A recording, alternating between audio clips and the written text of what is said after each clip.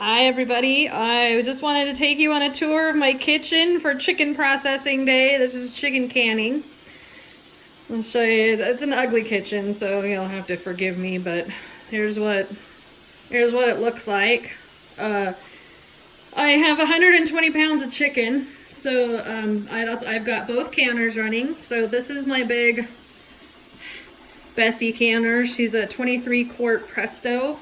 And because when they get this high, you can't make them out of steel, you have to make them out of aluminum. I have to run this one on a separate burner, you can see here, because I have an induction stove, which I refuse to give up for anything in the world. But aluminum is not magnetic, so it doesn't work on the induction stove. So I have one small, this is a Presto Duo, you can see that. And it runs 4 quart jars.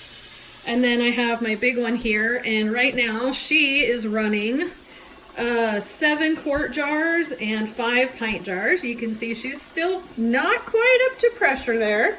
She's getting there, but it's long and slow because this was the most powerful side burner I could find, and you can see it's still not nearly enough. So, if you do a ton of canning, these are great. Because you can get a lot. I can usually process about 16 or 17 pints. That's those small ones. Or some pints and some quarts. Sometimes I mix them. Generally I don't, because your timing is different. But because of the sheer amount of stuff I have to get through today, I tried. So I've got, in this one I've got the quarts on the bottom and a couple of just pints on the top. But it is very full. So, I don't know, we'll keep your fingers crossed for me. If you don't do a lot of canning, I suggest this one. I could not say enough fabulous things about this one because it is so easy to use. It works on my induction stove. You can see that there's no rocker switch. This one works much more like your Instant Pot. So you can see the dial on top. 2 is high pressure, 1 is low pressure. It locks in place. You start it up, and you can see on my microwave here, she's been running for an hour now. So I'm doing a quarts in here, so that's a 90-minute run. These are boneless, and I do raw pack, but I do not have to sit and babysit this one. I turn the heat down once it starts to vent, and then you just keep it, and you can just hear this one.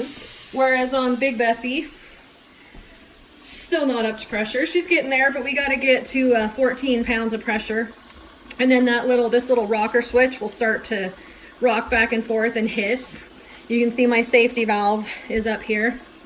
But this one I find that I have to adjust a lot more. So I'm constantly fine tuning the heat dial down there because you don't want it to get too high pressure. But if you drop below the 14 pounds that I need here, you have to start your time again.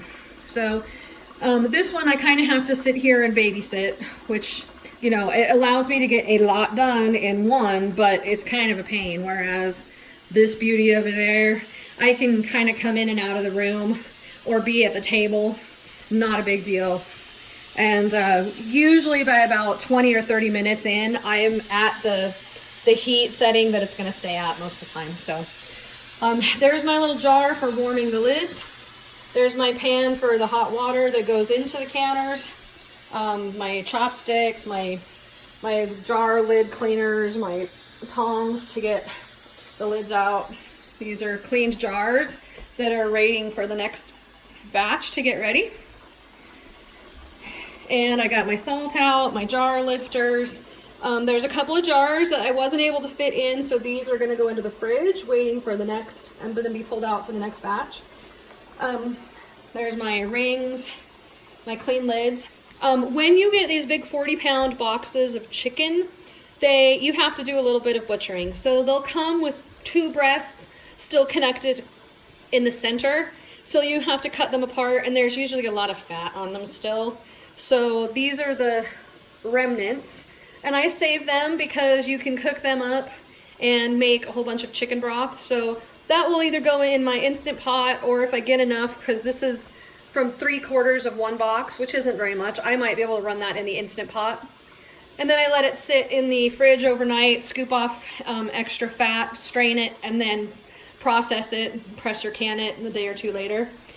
In the big 40-pound boxes, you'll get 4 of these blue sacks. They're about 10 pounds each. They are open, but then there's 4 of them and they're in a big white sack that should be sealed. Sometimes it leaks, sometimes it doesn't. And then all of that is in a big brown wax cardboard box.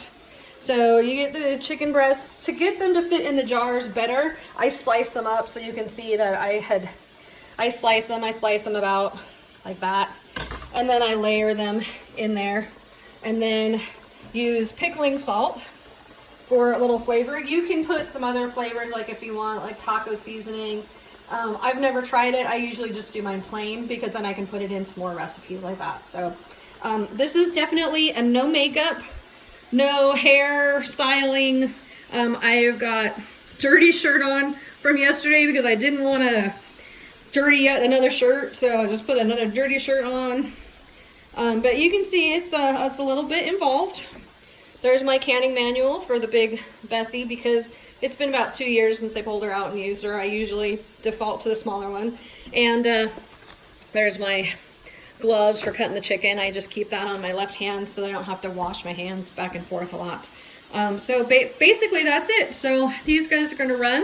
This one's going to be done here pretty soon, and then you let it natural pressure release. Takes half an hour to an hour. Then you can open the lid, set your jars out, and run another batch. So I've got, between these, those 4 quarts and the 7 quarts in there and 5 pints, I've got 3/4 of my 40-pound box already in. So I'm going to be able to process 2 boxes at least today. The other ones are going to be used for some, I'll show you my ugly, messy fridge, but I've got yogurt there for some tikka masala freezer meals, and I got a whole bunch of peppers in there. There's the last little bit of this first box.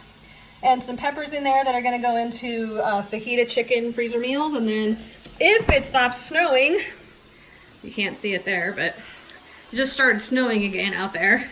If it stops snowing, we'll go out and grill some and then cube it and stick it in the freezer.